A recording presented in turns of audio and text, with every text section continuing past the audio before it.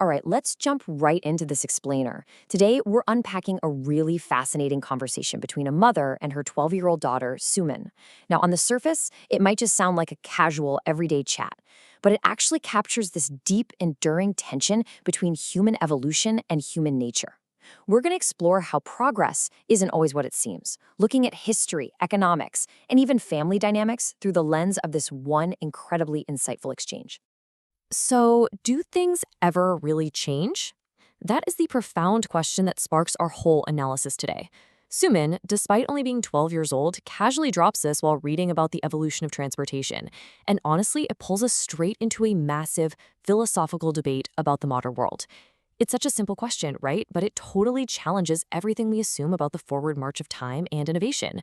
Like, are we actually fundamentally different from our ancestors? Or do we just have, shinier tools? Well, the mother, Mama, hits the nail right on the head here, giving us our central thesis. She says technology changes, but human behavior remains the same. This idea, it's the absolute anchor for understanding everything we're about to cover, from global economics all the way down to the structure of our own families. It totally sets the stage for everything Suman and her mother discuss next. Let's get into Section 1, The Illusion of Change, a look at transportation. We're going to start by looking at what looks like undeniable progress.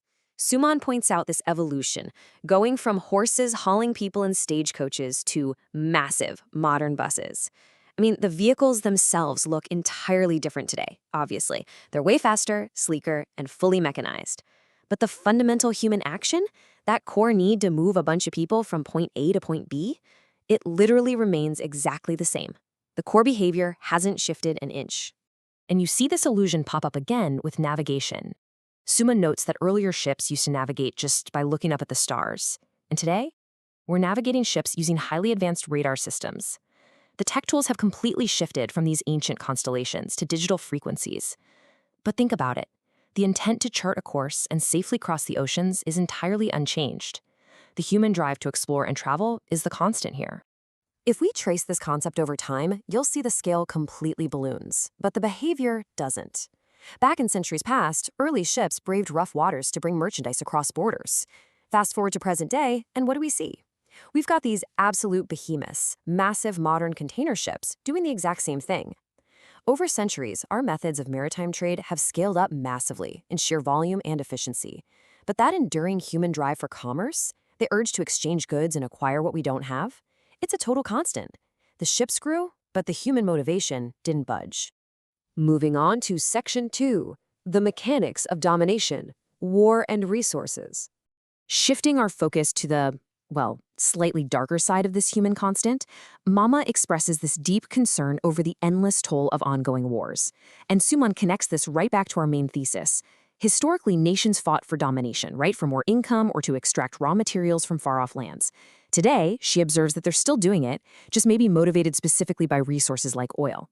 The battlefields and the weapons have completely evolved, sure, but those underlying human motivations, domination and resource grabbing, they just echo endlessly through time. Now, what's genuinely fascinating here is Suman's astute realization about the actual nature of power. We've shifted from historical, direct colonial control, where foreign nations physically ruled over territories, to a completely different dynamic. Suman points out that even when those nations fight for and finally win their political independence, they often find themselves completely dependent on that very same foreign regime for technology. So the domination, it just evolves. It shifts from direct rule to a modern reliance on foreign tech and trade routes. The method of control changes, but the reality of it remains. Which brings us to Section 3, the resource wealth paradox, South Africa versus Singapore. This paradox actually became super real for the family during a recent trip to South Africa.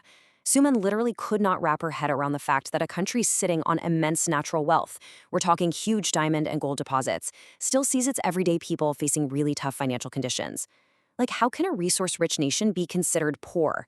Mama counters this perfectly with the example of Singapore. Singapore basically lacked those vast natural resources, yet an individual transformed it from a struggling nation into an incredibly wealthy one.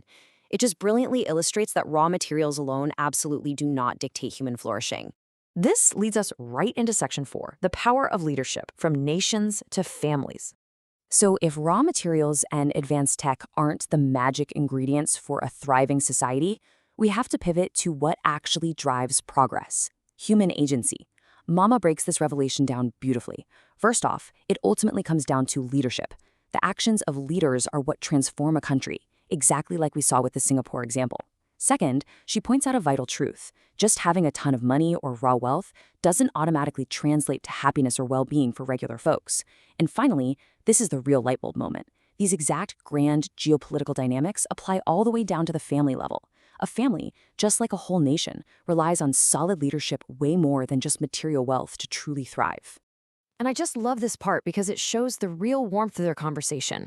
When Mama playfully tests out this theory by asking who the leader of their own family is, Suman delivers this perfectly confident, slightly cheeky response. She just says, "It's me," with a big smile.